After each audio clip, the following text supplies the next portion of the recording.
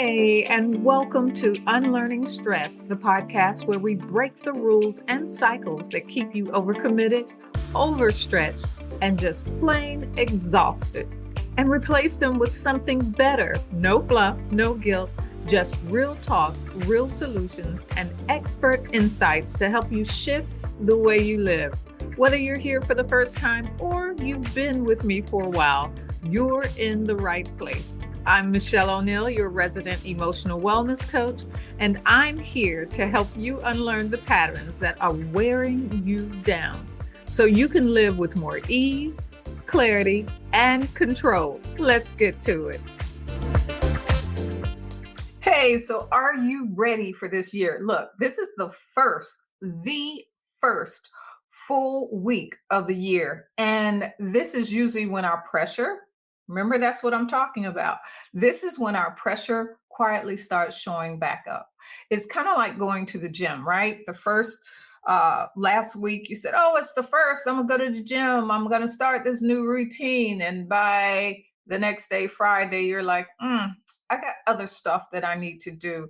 And Monday is like, oh, I got to start work and I don't have time to work out. All those things that, kind of change what you had originally decided to do. So that's what happens when we get into the new year and we did all these new things. We changed how we responded to things. And it's really easy to get back into those old patterns. It's really easy to let them take over again. And so, what I want to do is, I want to talk about what it actually looks like to move without pressure, not in theory, but in real life. And let me make sure everything is working. Great.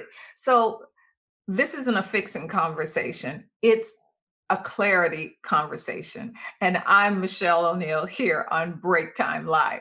So, first, I want to identify the kinds of pressure that we're choosing to step out of, because we got to make sure that we name those things, that we identify those things, and that we understand what they are. So, there's the pressure, number one, that we put on ourselves. So, what is that?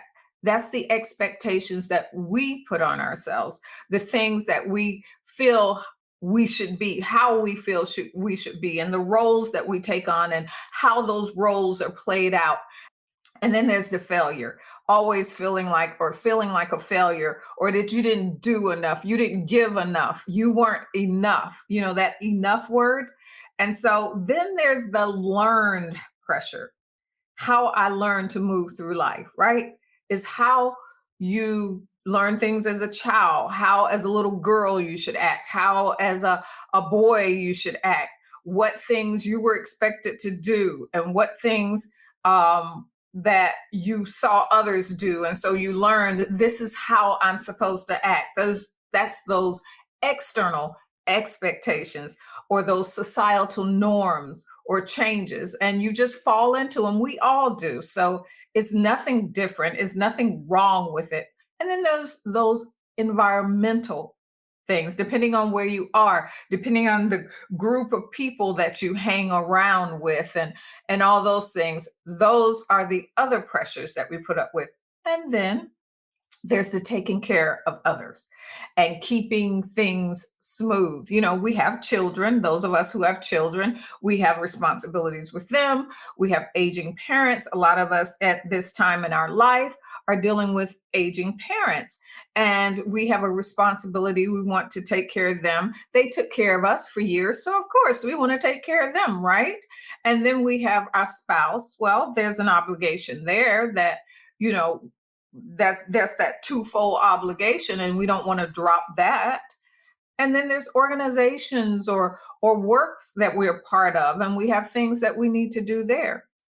And then finally, that pressure is saying yes instead of pushing back, which actually I have a reel coming out this Friday about that. But it's saying yes instead of pushing back and saying, no, I'm not going to do that. So how many of you out there have actually found yourself in one of these pressures, if not all, or deal with these pressures at some level? Because this is the pressure that we're talking about. And I want you to understand that pressure didn't start as pressure. It started as responsibility. And at the beginning, responsibility is not a problem. I mean, we all have responsibilities. We get responsibilities as children, simple things like changing the toilet paper on the toilet paper roll, just anything that our parents start teaching us, taking things to the trash. Even at 2 years old, you learn what the trash is and how to pick up a piece of paper and take it to the trash. And so at the beginning, it's not a problem. You choose to take that on, right? But the thing about responsibilities is it has limits. There's your role, there's your work, and there's your people. There are limits, right? And a lot of the pressure that we live under is internal, but it didn't originate there. That's not where it started. The shift happened actually quietly. Responsibility actually turned into pressure when it keeps expanding without renegotiation. Is when you find yourself doing things that you no longer really feel that that's something you want to do. And so you've lost your choice. And it's not because you're weak and not because you're bad with boundaries. Let's get that out right off the bat. No, it's not because you're bad with boundaries, but it's because you're reliable, that you follow through. And these are all great qualities, is that you notice what needs to be done and you respond instead of ignoring. Great qualities. I'm not saying any of these are bad. Do you see yourself in here? I mean, raise your hand if this is you. And that's when responsibility starts to actually grow sideways. So, what am I talking about? You begin to take responsibility not just for your actions, but also for other people's reactions. You start doing them because you know the hassle that you're going to get, the attitudes you're going to get, all that. And you think to yourself, hey, it's easier just to deal with this. Or other people's comfort. You know, maybe I'll just do this because I don't want them to feel uncomfortable or whatever, or other people's outcomes, because you're trying to help them get to a certain point or a certain outcome, or things that you don't want them to have to deal with, and or things that no one ever actually told you to do, but you took on because you just wanted to be nice, or you just wanted to be that person. And that right there, all those little things we just talked about, the other people's comfort, their outcomes, their reactions, that's when responsibility stops being a role and starts being a load. It becomes a weight, it becomes heavy. And pressure is responsibility without an endpoint, because roles end, they stop. I mean, you may be a mother, but there's a certain point when a lot of the responsibilities that you held as a mother ends, and it turns to your child, right? Well, when you don't let those things go, when you continue to carry the responsibilities that are no longer yours, that's when it becomes a load. And pressure isn't about volume, it's about lack of completion. Is you're holding on to something that is no longer yours. And so you never completed that part of your life, or that section of your life, or that particular role in your life, or that particular thing in your life. So I want to talk about, now that we have a clear picture of what pressure is, and actually the difference between pressure and responsibility, I want to talk about what it feels and looks like when you do start fighting that old pressure pattern and get a taste of what it would be or what it could be. And once you get that taste, it's like having that taste of ice cream or something that you love, and then deciding I'm never going to do that no more. But once you have that taste, I mean, that old pattern tries to sneak back in, that's when you say, "Oh, oh no, mm-mm, mm-mm." And there are certain things, even if you don't realize it right away, there are certain things that actually happen in your body to you. There are signals that are firing off and say, you don't like this no more. Mm-mm. That reminds me of kids, huh? Mm-mm, right? And so your nervous system actually starts speaking up. You start noticing pressure sooner, like, oh no, I don't like the way that makes me feel. And your body signals before your mind does. It, that feeling of that rising up that you feel. And it's like knowing that you could take something on, but choosing to push back in real time.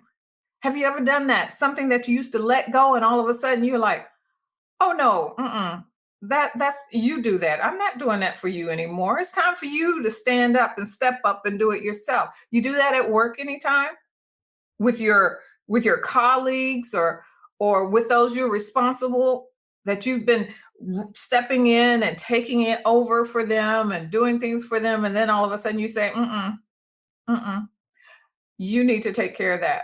That's what I hired you for. Not letting people take care of their own responsibilities. And you finally decide in real time, oh no, they're going to take care of this. And it's honoring what you do is you honor the signal that you're getting now instead of overriding it. That's what it feels like when you start or stop letting pressure take over your life and you start walking in that new feeling of no pressure or less pressure, right? And it's a new behavior, but it's not new information. And I know I'm talking to you, and you've probably heard it before in some form or some fashion. Why? But the thing is, it feels uncomfortable. And it doesn't only feel uncomfortable to you, it actually feels uncomfortable to those around you. And that's why you're getting that pushback that you get, is because people are used to the old version of you. For me, the old Mischelle. You ever hear someone say to you, oh, you getting new, huh? Right? They've learned what you would do, right? You've taught them, oh, I'll take care of this. Oh, I got you. Oh, I'll do that. So they've learned that and you've taught them that.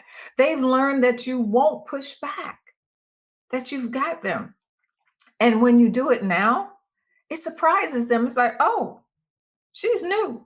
It unsettles them because now they and their role has to change and they don't know where the new lines are yet.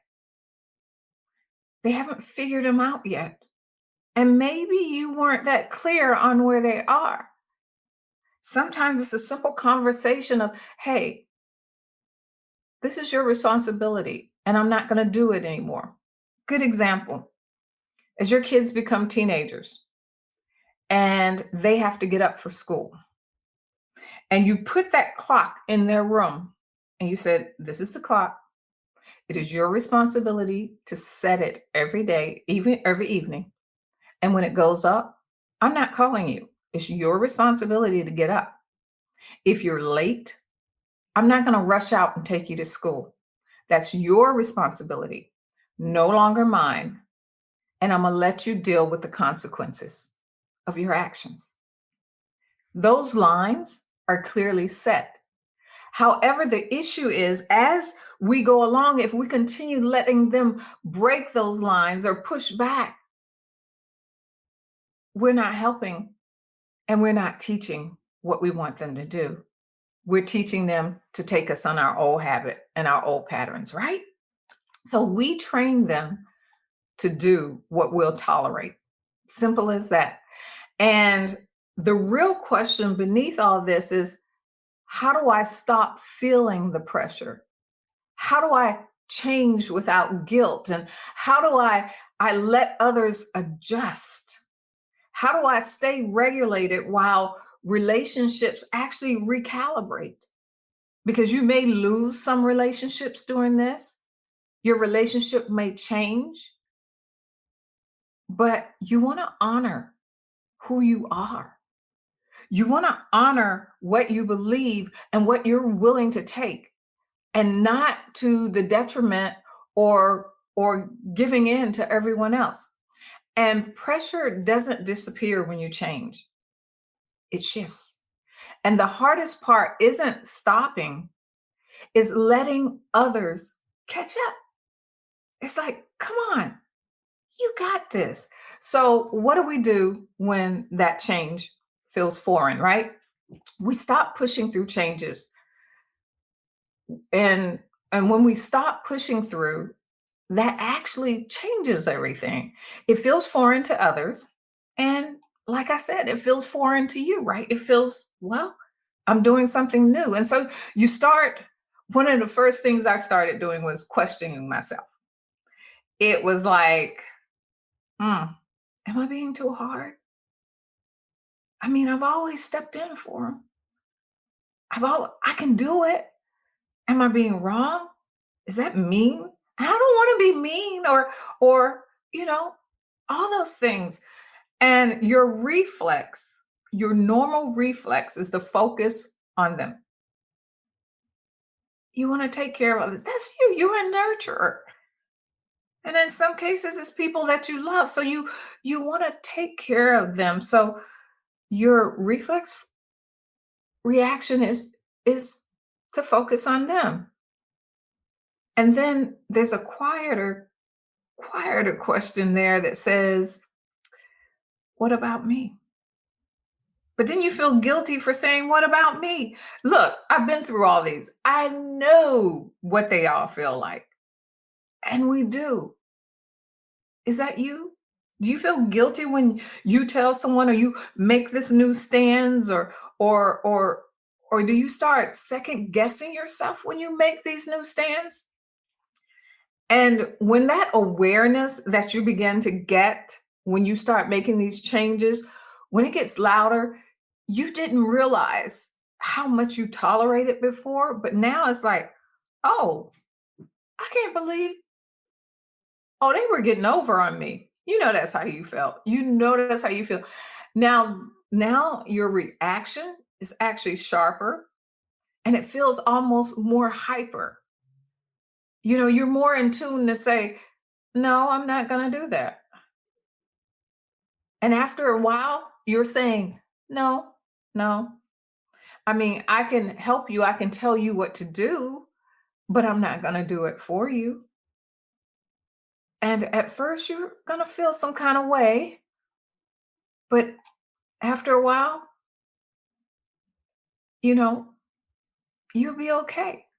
Because what happens when it first happens is, like I said, you get more hyper. I mean, feeling it in your system. It's like this buzzing, this irritation. It's like, oh, and you're fighting yourself on whether to give in or to let it go. And it's almost like your nails on the chalkboard, because it's like, if I let this go, but once you notice it, you can't unnotice it, and your tolerance drops. That's what living without pressure or less pressure feels like. It's like, I can't tolerate what I used to tolerate. And that's a good feeling.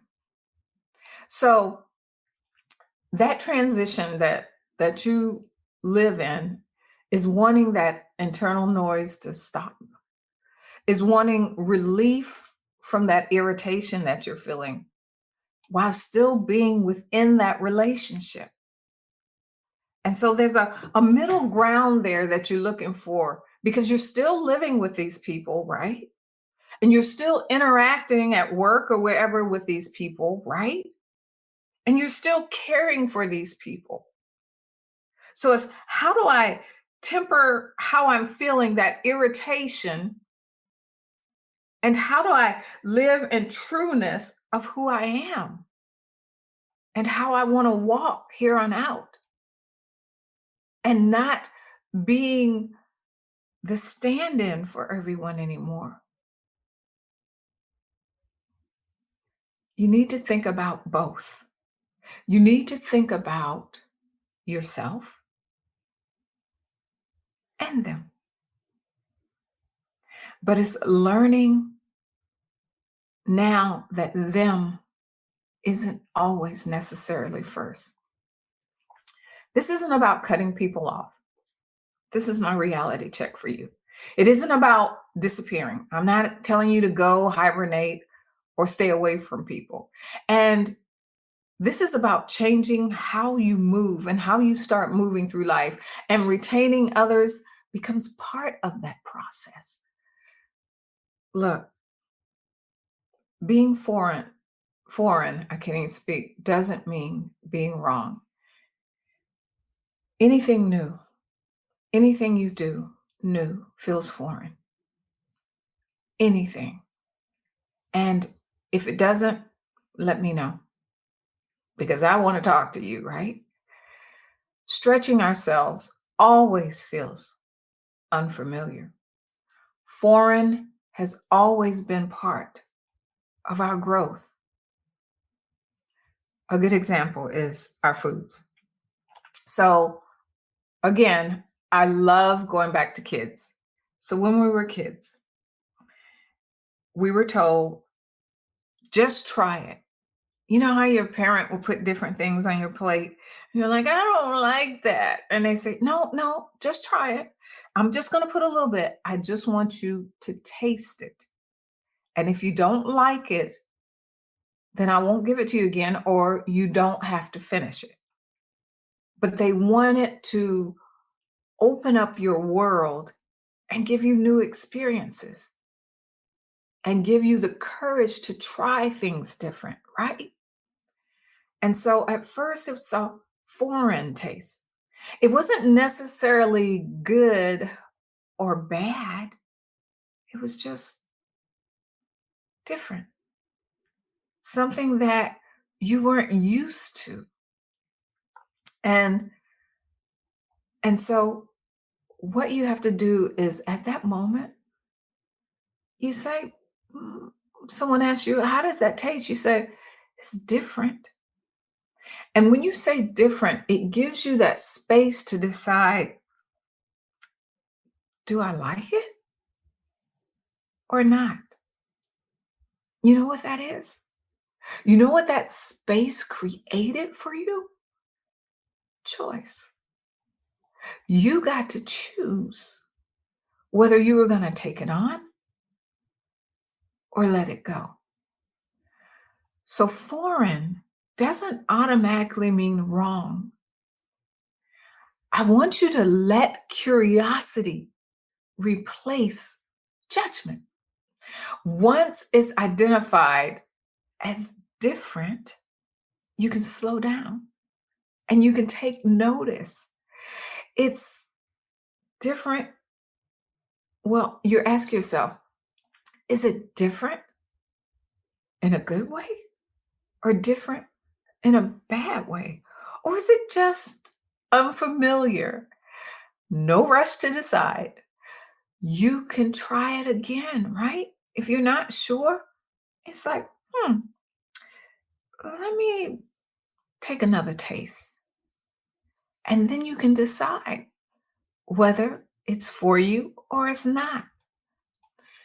Have you ever had something feel strange at first, but make sense later? Just because you gave it that space to understand, you know, irritation and frustration isn't the enemy, it's a signal. It's time for you to ask yourself, what am I really irritated with? Is it myself or is it someone else? Is it how I showed up or what I tolerated? That's that space I'm talking about. And sometimes those feelings are mixed, and sometimes they're layered, because there's so many layers to our feelings and our emotion. And irritation, that irritation is just trying to tell you something, because most people don't pause here. What they do is they react instead of feeling, thinking, and understanding. And this moment isn't about fixing, It's about recognizing what's really happening, and understanding comes before that change. And so, if this feels uncomfortable right now while I'm talking about it, that doesn't mean you're doing it wrong, or you want to change something, or you don't want to change something. Different doesn't mean that you need to decide today. It means you become more aware, and then you start paying attention to your nervous system as it signals you. And you don't have to react to everything you feel. And you know what? That's what I want you to sit with today. And that's what I wanted to share today. Just that. I didn't want to get heavy, even though we kind of did, into things for the new year. I just wanted to sit with you this first Thursday of this year. And I want you to look forward to some amazing things I have coming down the line just for you. Until next time, you're on Break Time Live with Mischelle. Take care. See you next Thursday. Bye-bye. If this episode hits home, don't just push it aside. Lean into it. Subscribe so you don't miss what's next. And connect with me on YouTube, LinkedIn, and Substack, where we go even deeper. Links will be in the comments. And if you're ready to start unlearning the patterns that keep you stuck, keep listening, because real change happens one choice at a time. I'll see you next time. Take care. Bye-bye.